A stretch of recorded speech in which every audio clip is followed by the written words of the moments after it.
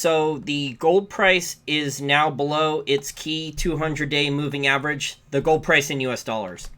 We are at, let me pull up the exact price. We are at 1276.10. Gold moved up a buck, $2, just under $2 about a minute ago.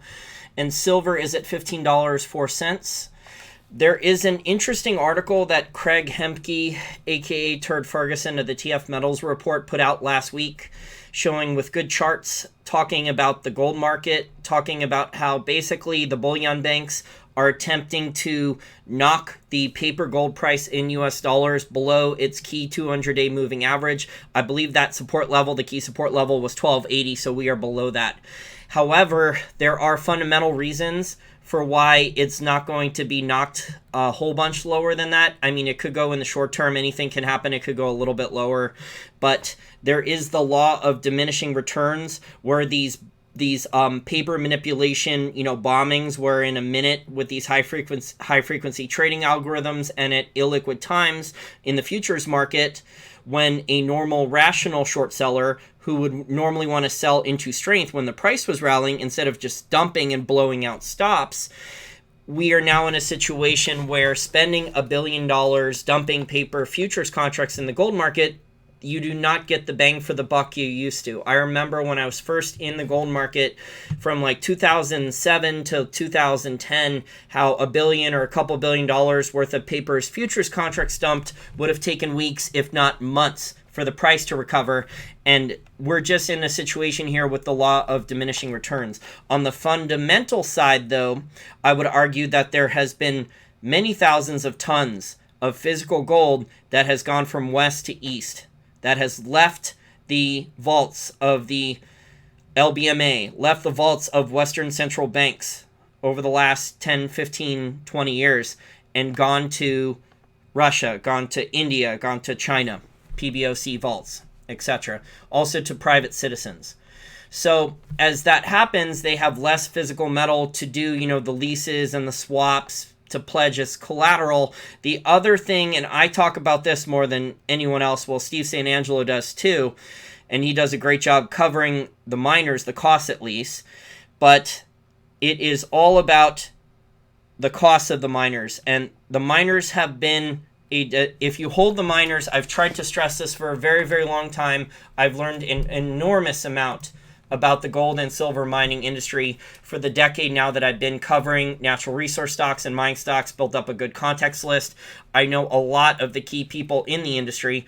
Sprott has even flew me up to Toronto twice. But the industry has been in severe cost-cutting mode. Primary gold and primary silver miners, severe cost-cutting mode now for the last 6 to 8 years, okay? And the last major things of cost that the industry did not want to cut was selling general and administrative expenses. And why didn't they want to cut that? There was a number of reasons for why they didn't want to cut that. There's about 20 to 30% that they could cut there. And the reason they did not want to cut that, number one, the upper executives did not want to take pay cuts. And number two, they did not want to fire their friends who were like vice presidents and junior executives and middle management. They did not want to fire those people and shove them out on their ass for jobs and do mergers and acquisitions. But we are at that stage now where there are no more costs left to cut. If you study the primary gold mining companies, I'll give you a good case study for this. One of the good case studies is Yamana Gold. So Yamana Gold just sold their lowest cost, best margin copper, gold, and silver mine in Brazil called Chipotle. It's by far their lowest cost, very good margins. There's a long life. The mine is supposed to run until 2034. It's got reserves until then, and there were scheduled upgrades. So there was supposed to be some big upgrades into pyrite roasters to improve recovery of some of the grades and lower the cost further and allow some of the marginal reserves for higher recoveries for that. And I believe that was over $200 million in investment upgrades or CapEx, capital expenditures that needed to be made. And Yamana Gold had too much debt on their balance sheet. And they just brought on the Cerro Moro mine, which is a pretty good sized gold and silver mine. And that's been running, I think, for over a year. And they have Sandstorm Gold has a silver stream on that. And Yamana Gold, for the last couple years, their management team and CEO and everyone on their conference calls in public has been telling people that the Chipotle mine is one of the main keys to their future. So they've been telling people that Chipotle has our best margins, it's our lowest cost mine, it's a cornerstone asset, it's a key to our future. And then without warning, last week, they sell the mine. So no one knew they were going to sell the mine until we received a press release announcing that they had sold the mine to Lundin Mining. And Lundin Mining has a much bigger now market capitalization than Yamana Gold. And so that benefits Sandstorm Gold, who has a copper stream on the Chipotle mine. And now maybe Lundin Mining will sell the silver stream on Chipotle to one of the royalty and streaming companies. But Sandstorm Gold still has their silver stream on Cerro Moro. But the moral of the story is that Yamana Gold had to make tough decisions. They have a bad balance sheet. They have debt they have to pay off. So in a normal market, when they could have raised capital, maybe they could have raised more debt or sold equity, they probably would not have sold their lowest cost, best cash flow, best margin mine that has reserves until 2034. And if you talk to geologists, there's geologists that think that Chipotle is going to have a lot longer reserves than 2034. But that because it's an enormous land package, and a lot of it hasn't been drilled. But that's besides the point. So we're in a situation now where the primary gold miners are making really, really, really difficult decisions. Now, some of them are in better shape than others, but for the majority of the industry, they just don't have any more cost to cut. And on top of this, and this is why you cannot hold mining companies, primary gold and primary silver miners, buy and hold and just forget about them for 10, 15, 20 years throughout the cycle, is because even if they have a low-cost, high-grade mine, at a certain point, there needs to be capital expenditures into the mine, enormous capex expenses sometimes. And for Chipotle, that was looking like hundreds of millions of dollars in the next couple of years that Yamana Gold just couldn't afford. Even though Yamana Gold was making money on the mine, they didn't want to pay the capex for the upgrades and the other things that they felt needed to get done. So you have to time the cycle right. You can buy and hold for maybe a couple years, but if you buy and hold for the entire cycle through bear and bull sideways markets, you will lose, because the miners, at a certain point, you have to check their mines and how well managed. Either management team will screw it up with bad acquisitions or share dilution, then have to do reverse stock splits in the bear market part of the cycle, or the management team in the bull market part of the cycle will do dumb acquisitions or bring on a high cost mine with the capex is too high, and then metals prices fall and the miner is in trouble. And this has happened now a lot. There's just countless examples of this throughout the mining industry for the decade I've been in the resource industry, which is why if you're a more conservative investor, this is not financial advice, just my opinion, you should not own any individual mining stocks. Okay, now the royalty and streaming companies are different. If you're a conservative investor, you can own a company like Franco-Nevada, where if the gold price falls, Franco-Nevada has 106 assets diversified, generating cash flow. And that's a quality company with like 40 employees with enormous amounts of free cash flow, 11 years of progressive dividend increases since the stock re-IPO'd. So they have a bright future. It's a lot safer than owning a regular primary gold or primary silver miner. Far safer. Now, you may not get the 400%, the 200%, or 300%, or 500 or 600% by taking on additional risk, but at least you can sleep at night because the company, throughout all parts of the cycle, bull market, bear market, sideways market, can still generate free cash flow. These miners, most people do not understand this, that even if the metals price goes sideways, if the miners are cutting corners at a certain mine, they could screw up the project economics at the mine, and the capex, they cannot afford it, and then all of a sudden, even though the metals price hasn't crashed, the miners can still mismanage things and screw things up and potentially run themselves into the ground. No pun intended. Like basically like a, bad captain on the ship. Like hit something that you weren't aware of. Like run the ship aground. Exactly program. This is another one of my points here I was going to talk about. It's in my notes. So we have had the other thing here, and this is why the primary gold and primary silver miners are in trouble again. I hate to say this, guys. I wish there were better futures for the primary gold and primary silver miners, but they are in trouble again because we have had a rally now in the oil price. We are at WTI $65.70, Brent crude at $74.14, and when you combine that with lower metals prices in this quarter, how metals prices are down in dollar terms, and yes, they are up in other currencies, but in dollar terms, the miners that report in dollars, this is not good news for them. And Craig Hemke talks about how the gold price in other currencies is up, but in dollars, it's just getting smashed. And this reminds him similar behavior now to 2010, 2012, and 2013. But the gold price went up a lot in 2010 and 2011, although it did have corrections along the way. So we'll see which one of those years it ends up looking at. It ends up turning out to being what year 2019, if it ends up being exactly like 2010, exactly like 2012, exactly like 2013. Obviously, the bullion banks want to control the gold price, but the problem is, like I said, from a fundamental standpoint, a lot of physical metal has already went from west to east, so they don't have as much physical metal to play the paper games. And the other part is, as well, on the fundamental physical side, the supply side, the mining supply, which they rely on, the miners are in serious trouble to where they cannot maintain production levels at the current gold price. Okay, the mining companies, they're going to be going through mergers and acquisitions, not because they want to necessarily, but basically because they have to, because the last big thing of fat that can be trimmed is SG&A. So we are going to see a lot of mergers and acquisitions. Some of them normally, so people ask me about these deals and grading them. Let me just say that I've been in the resource industry covering oil stocks. That was my day job for a while, and as an oil and energy analyst, and also covering mining stocks too. And a lot of these deals, guys, for mining companies, whether it's an oil company or a mining company, if you go back and grade the deals, even like 2, 3, 5 years later, they almost never work out. The larger the deals they are, the less they work out. Now, the royalty and streaming companies are different because they have the cash flow, the margins, the good balance sheets to be contrarian.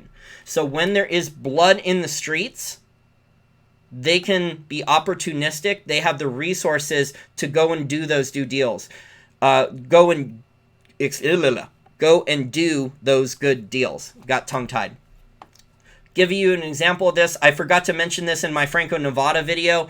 At the height of the 2008 and 9 financial crisis, Franco-Nevada's market cap was down, I think, to a little below $2 billion. But Franco-Nevada saw that Coeur d'Alene Mining was in trouble bringing online their massive Palmarejo gold and silver mine in Mexico.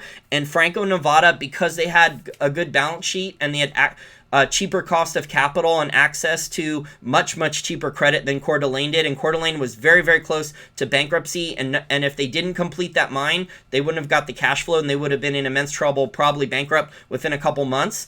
And Franco-Nevada was able to buy I believe 100% gold stream, either 50% or 100%, I forgot, life of mine for Palmarejo, and net present value of that gold stream that they paid $80 million for at the time was worth $1 billion. There's only five large royalty and streaming companies. Franco-Nevada is one, Royal Gold, RGLD is another, Wheaton Precious Metals, WPM. You have Osisko Gold Royalty, which is OR, Oscar Robertson, and Sandstorm Gold. There are 2 smaller ones, but one of them I think is overvalued because there's hardly any shares that are trading on a public exchange because mining companies own it. That's Mavericks Metals.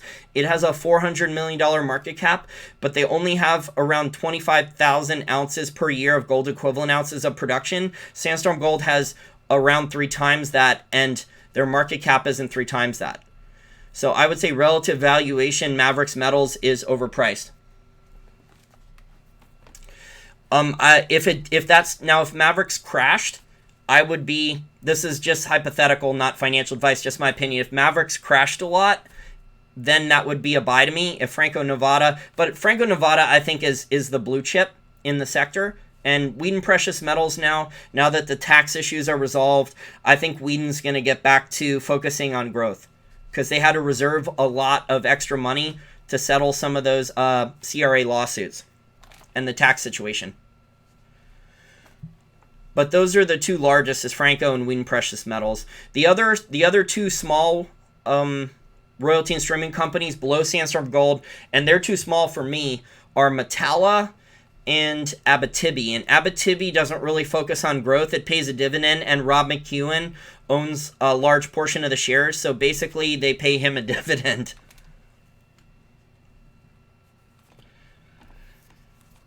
Hey, I don't have $1 billion, man.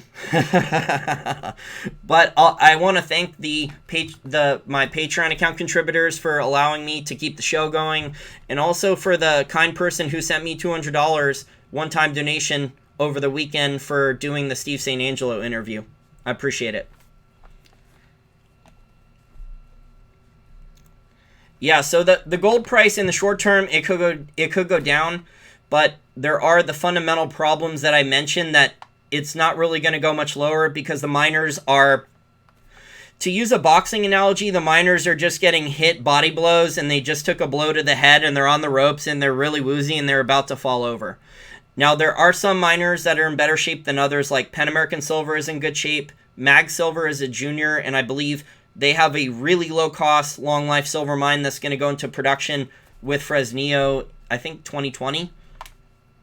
So there are some good ones. Again, not financial advice, just my opinion. But the gold miners, the funny thing about a lot of these gold miners is that for a couple year stretch, maybe 2 to 4 years, some of these gold miners went up a lot and the stocks did well. And then the management team, like Goldcorp in the past, had some really good runs. But then there was mismanagement, and then there was problems optimizing mines. There was problems with CapEx. So, and this just proves my point that you cannot buy and hold something, because Goldcorp had a good run for a while, and over the last 2 to 3 years, Goldcorp has been very bad.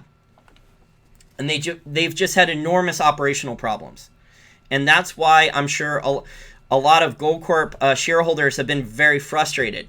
So they're in a bad situation where they know that their current management, well, now that Newmont bought them, that deal just went through.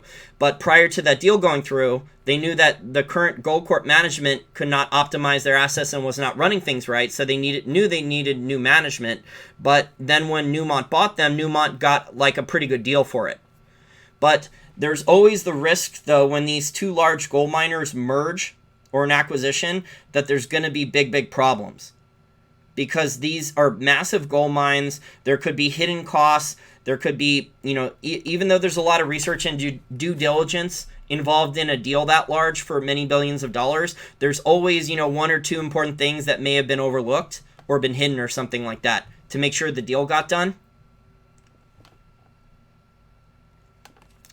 So the industry overall just has a very poor long-term track record. So you can maybe, if you time the cycle right, or you time that the mining company has a new mine coming online, that the stock is really cheap and not pricing in how a new mine that's going to rapidly grow revenues and earnings and free cash flows coming online. But then you don't want to buy it and hold it for forever, because something could go wrong at that new mine after a while, or there could be an unforeseen accident at the mine, or there could be the government raises taxes on the mine, or extra capex, or the management team makes a really dumb acquisition, or something along those lines. I have not seen Rick Rule's opinions on the market recently. The last time I saw Rick Rule give an opinion was at PDAC, where he was saying how Sandstorm Gold was his favorite gold stock, and he was still criticizing miners for not willing to cut the SG&A. Rick has been saying that miners have been cutting their SG&A for the last 4 or 5 years. So you have to give them credit, and the miners weren't listening. And I told you why the miners didn't want to cut SG&A, because number one, they didn't want to give themselves pay cuts, and number two, they didn't want to fire their friends in vice presidents and junior management and middle management. But the industry is in such dire shape, and now you have the fact that the margins are being squeezed because oil prices are higher again and metals prices are lower. So the average investor should not buy individual gold, or primary silver mining stocks. They should focus maybe on some ETFs instead. And then maybe if you're more sophisticated, you can learn how to hedge those things. But I just prefer the royalty and streaming companies because they benefit through all parts of the cycle, through bull market, bear market, and sideways. They just change the types of deals they do. And I've tried to stress this at length. So when there's a bear market and the price is going down, normally there's not as many new mines coming online, because if the price is going down and oil price is going up, very few companies are going to be able to bring a new mine online. Most likely what's going to happen is a producing miner needs to fix its balance sheet and then is willing to sell a portion of the revenues on a producing mine in exchange for balance sheet help, and that's where the royalty and streaming company comes in. And for the people that call royalty and streaming companies parasites, they're totally wrong. Unlike the banks, the royalty and streaming companies are actually willing to be very, very flexible with a lot of different terms in the deal. I don't really want to answer individual mining company questions. I told you guys a while ago I really didn't want to do that, so I just use case examples talking about the industry so you guys would learn more about the industry.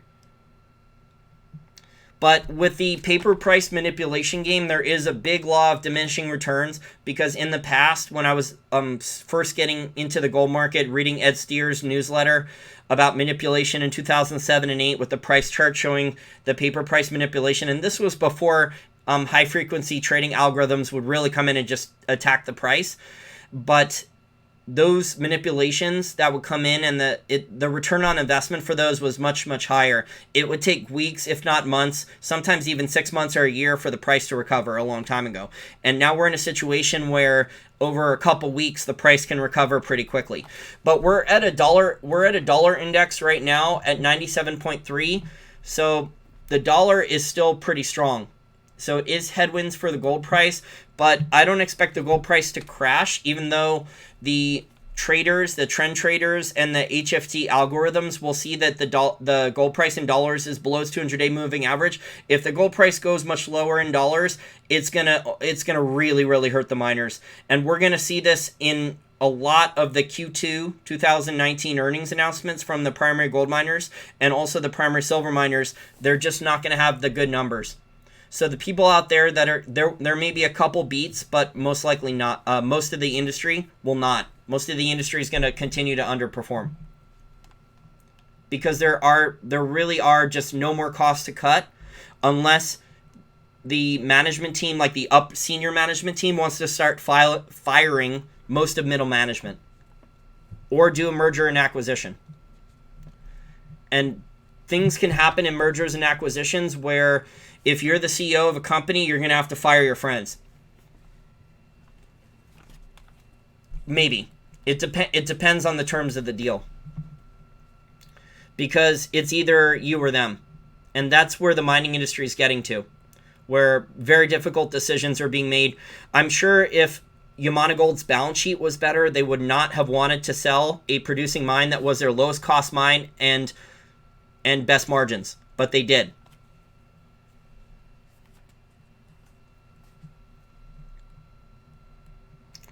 Okay, moving on.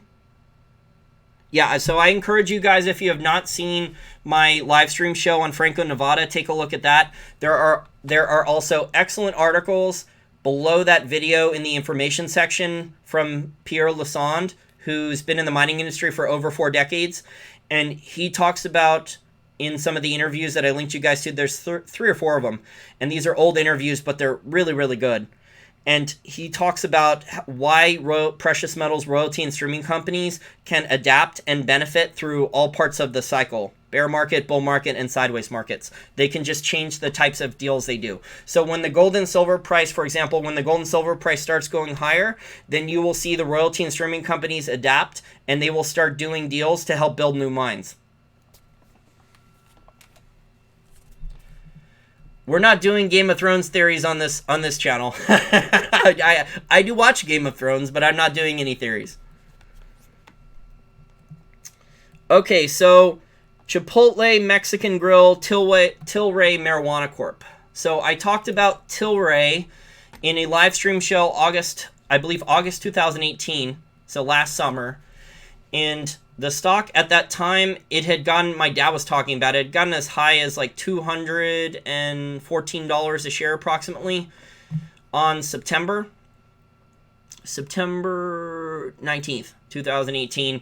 And I started looking through Tilray's financials when it was in like the 160 to 130 range. And I was saying, whoa, wait a second. Why is this stock going up? Why is Jim Cramer pumping this thing?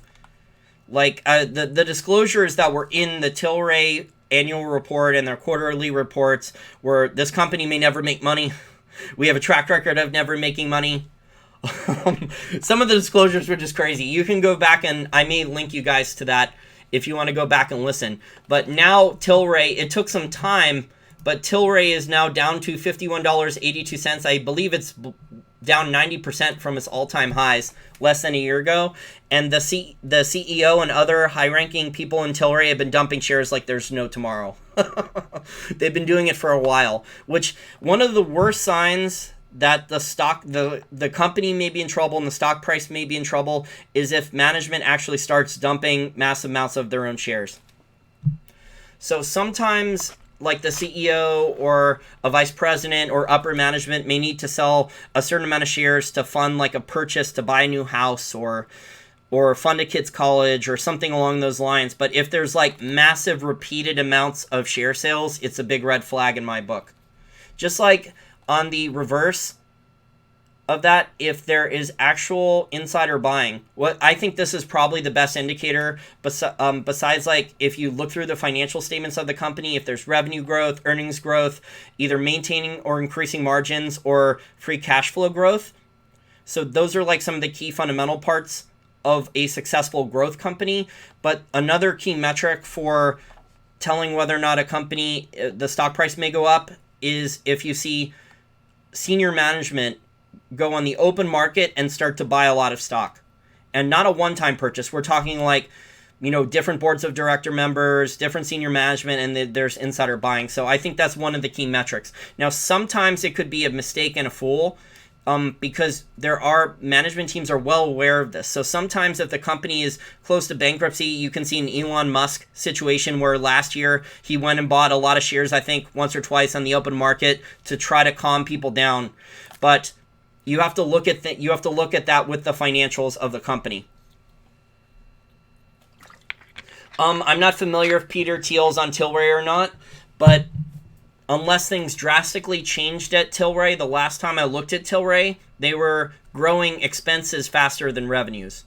So they were growing revenues, but they were growing revenues very inefficiently. The management team at Tilray has had a track record of doing nothing but growing revenues inefficiently and mounting losses and mounting costs. So that's a warning sign for me. But in the short term, if you were a gambler or day trader, you could make money off Tilray. There was volatility to trade there.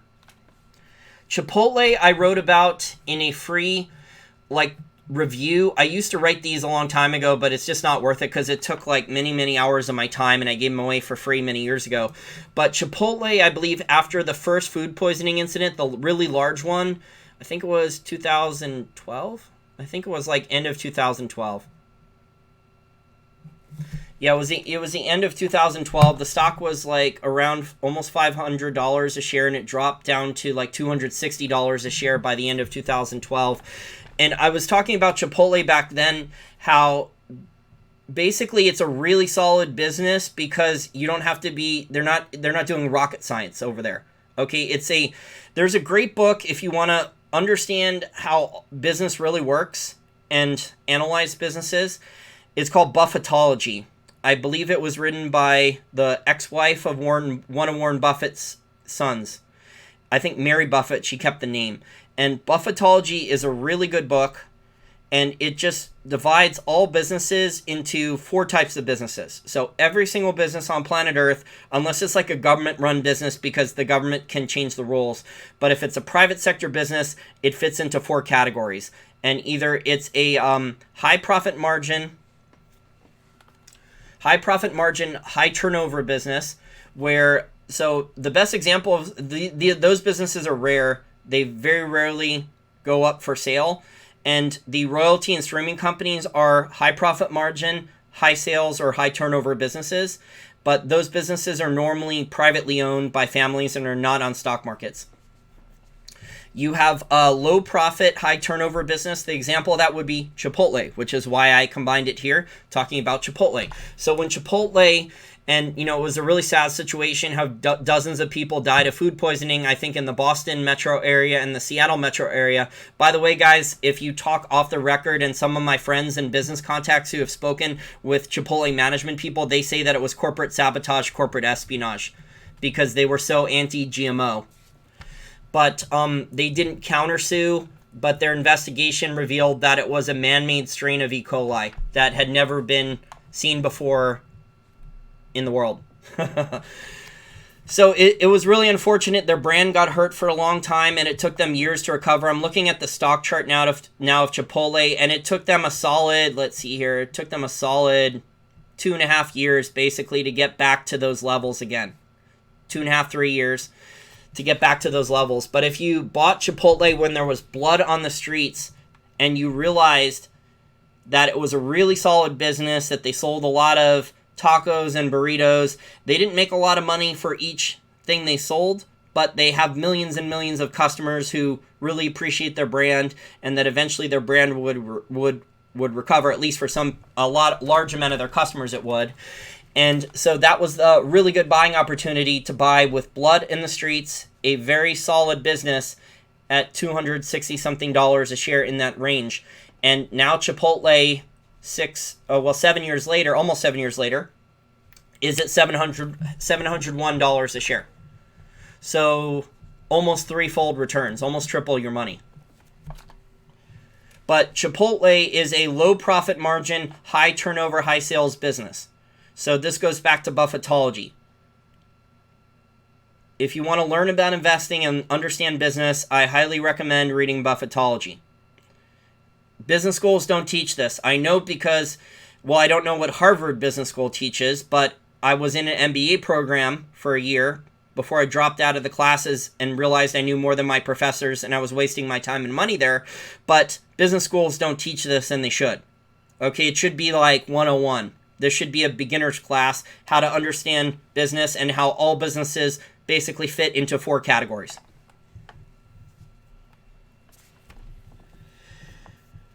Well, probe, now is not the time to buy Chipotle, okay? Back then, when there was blood in the streets and it crashed a lot, then it was. It was a lot more reasonable of a valuation. Buying it now at $700, I don't know. I haven't looked at the company lately. I look for companies that have a good business plan, that have cash flow, and something temporary has maybe happened where the stock has crashed and the market has overreacted. The problem is in the environment we're in now, where the stock market is so divorced from reality, where the market doesn't really care about fundamentals at all, and it just gets more ridiculous all the time, that you don't see opportunities that often, like the Chipotle opportunity. So you may only see an opportunity like that for a couple days now, maybe a couple weeks or a couple months, if that. So we would have to have like a 2008 financial crisis maybe to see a lot of opportunity similar to Chipotle, where you have quality businesses that have millions of customers, generate a lot of free cash flow, go on sale for cheap valuations. You just don't see that often. And look, Boeing had all these problems, and has Boeing even crashed? Let me check out Boeing real quick. Let me see what Boeing stock has done. I haven't looked at it lately. So Boeing has went from, let's see here, 5-year. Boeing was at $440 a share on February 25th.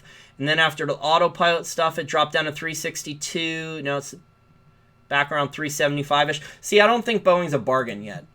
Like, I would need to see just an enormous crash, and I would need to see all these articles from people saying how, like, Boeing will never recover. It's going to take them a decade or 20 or 30 years. I just need to see that much sentiment. That type of negative sentiment. Well, Tesla, it's really funny what happened to Tesla, because did you see what they did on Friday? So on Good Friday, while everyone was not paying attention and the markets were closed, there was filings that four directors are going to quit by next year's annual general meeting. So it's funny that they released it now, and now Elon Musk is saying how they need to spend more money for research and development for a fully autonomous car. He's just trying to change the frame so no one focuses on how their production numbers coming up in future quarters are going to be god-awful.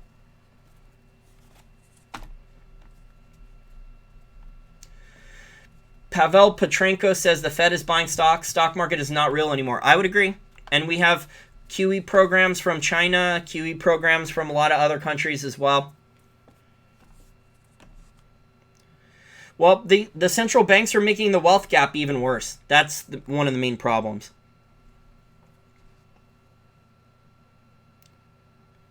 And this is why, because there's not a lot of good deals like what happened with Chipotle when it crashed. That's why you want to keep some cash for opportunity. So just in case there is a crash for 6 months or 12 months so they can blame it on Trump, then you have cash for opportunity. People are saying like the gold and silver stocks are cheap. Well, they are cheap, but not all of them are good. There's a lot of garbage in there. Talk to the Gold Corp shareholders. Talk to the Yamana Gold shareholders. By the way, Yamana Gold, it seems to me what Yamana Gold is doing now is by selling their top low cost, high margin producing gold mine, that Yamana Gold seems to want to be putting the company up for sale. That they cleaned up the balance sheet, they raised the dividend, and that they're about to make an investment then into a couple large growth mines. It seems to me that they're trying to put their company up for sale in the next 2 years. But I don't know what type of valuation they're going to get on that. It might be a bad deal for Yamana Gold shareholders where they don't get much of a premium. No, Yamana, Yamana Gold, or AUY. Alice Umbrella Yamana. Sorry, I couldn't think of something with a Y really quick.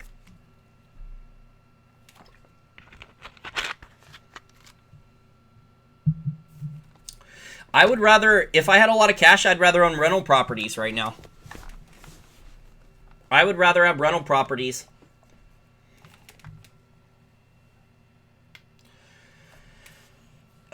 Andrew, that is a good point you brought up. Probably the insider did that because he realized the dividend was going to increase, because they just increased the dividend a lot on Yamana Gold. And also he may have, we don't know this, but when a insider makes a purchase like that and does a dividend, I think they may be in negotiations for a buyout. So I don't have any inside information on that, obviously, but you can go back and backtest this. And remember when Disney bought out Marvel Entertainment and people were criticizing Disney for doing it? Well, if you went back and looked up insider purchases for Marvel Entertainment, there was massive, massive insider buying for Marvel Entertainment for more than 12 months by many of the senior executives prior to Disney buying them out. So that is, if you go back and backtest it, that is one of the best indicators.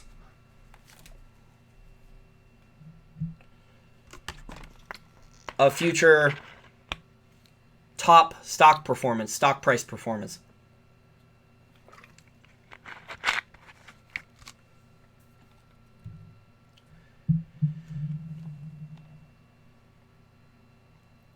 Okay, a couple more things before we shut down this live stream show. Billionaire investor Ken Fisher, his dad wrote a superb book. If you want to read a really good investing book, Philip Fisher, Common Stocks, Uncommon Profits. He talks about how he found great growth stocks. So billionaire investor Ken Fisher gave an interview on the Fox News channel with Neil Cavuto talking about business and the stock market last week. And he said that an inverted yield curve doesn't matter and that there's still bullish fundamentals globally for stocks. I was really laughing when he said this. He was like, oh yeah, an inverted yield curve for the US yield curve, it doesn't matter. He's like, the global yield curve. He's like, the global yield curve is what people need to care about, and the global yield curve is positive. And I was thinking to myself, wait a second. We have almost $10 trillion in global government bonds that are yielding negative, that are negative yielding, that are that are negative yielding. So why is he saying this? And the guy who was interviewing him has business experience. He's been a journalist for years, and he wasn't calling him out on it.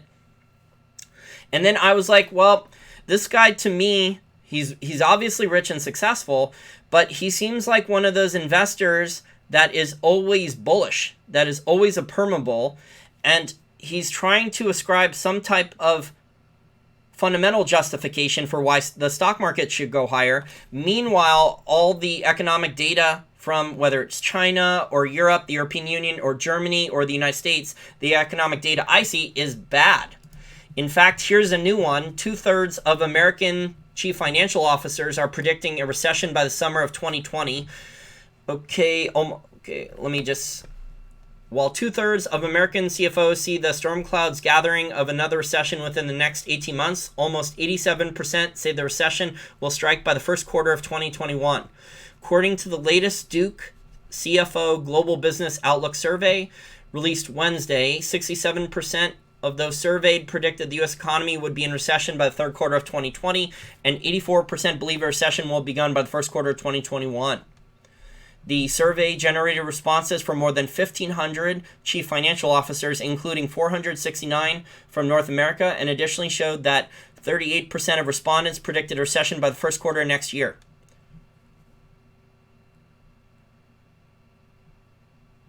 Okay, there's more to the article. I'll just post a link to it if you want to take a look at it.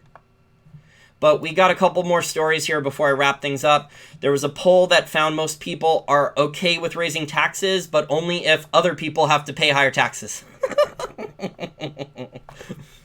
That's the new normal now, right?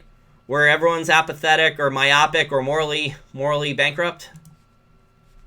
And then we have Business Week, the cover of Bloomberg Business Week asking if inflation is dead. I already talked about inflation in the last couple weeks. There's stagflation here, and it's getting worse in the real economy in the U.S. You basically have to be a highly paid government economist to ignore it. You have to be making 6 or 7 figures in 3 or 4 different pension plans and all this other stuff. You have to be super rich to ignore how there's no real inflation, and talking about inflation's dead.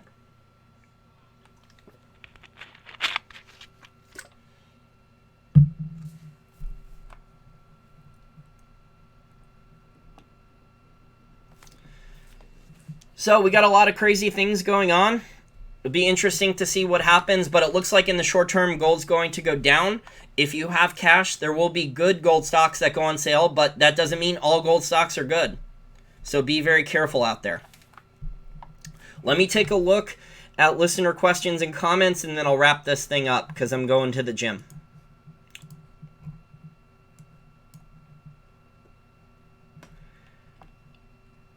Pro Bram says, greetings from Germanistan. That's funny. I can't comment on that anymore. We're going to get too politically incorrect for some people.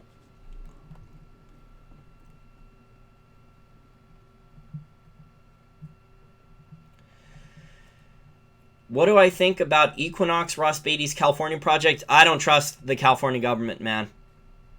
Equinox Gold has the Arizona mine, which benefits Sandstorm Gold. Sandstorm Gold has a royalty on that. So that's good for Sandstorm. There's actually been a lot of good news for Sandstorm Gold lately, and it's not priced into the stock yet, obviously. You have Chipotle going to a stronger counterparty. You have Yamana Gold announcing intentions to make investments and accelerate Agua Rica over the next 3 to 5 years, which is a big growth play for Sandstorm that's not priced into the stock. You have good news from Arizona. I believe the Arizona gold royalty will be online for Sandstorm Gold in about a month. And then the resource at Arizona was just expanded a lot. I think the resource increased 50%. And they're going to have an underground mine resource plan too in the next year or two. So that's looking like that royalty that Sandstorm Gold owns on the Arizona mine that Equinox is bringing online now. That thing could run for 20 more years, maybe more.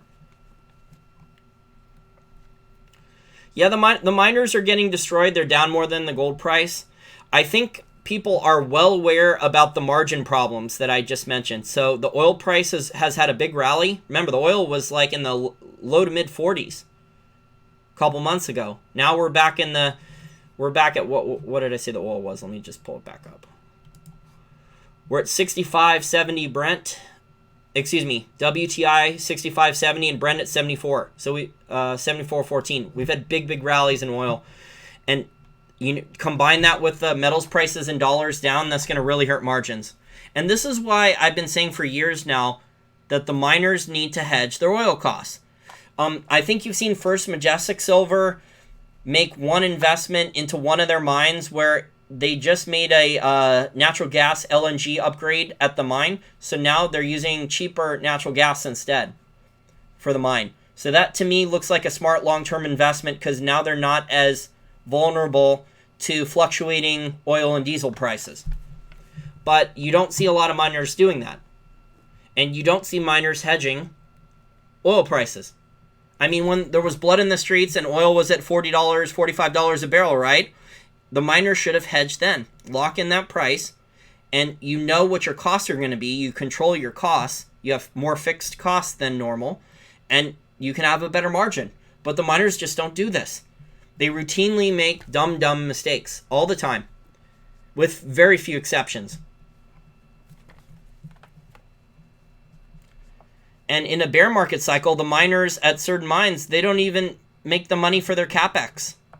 Because most people aren't aware of this. Even if a mine's up and running and generating free cash flow, the mine may need hundreds of millions of dollars or $1 billion in capex at a certain point.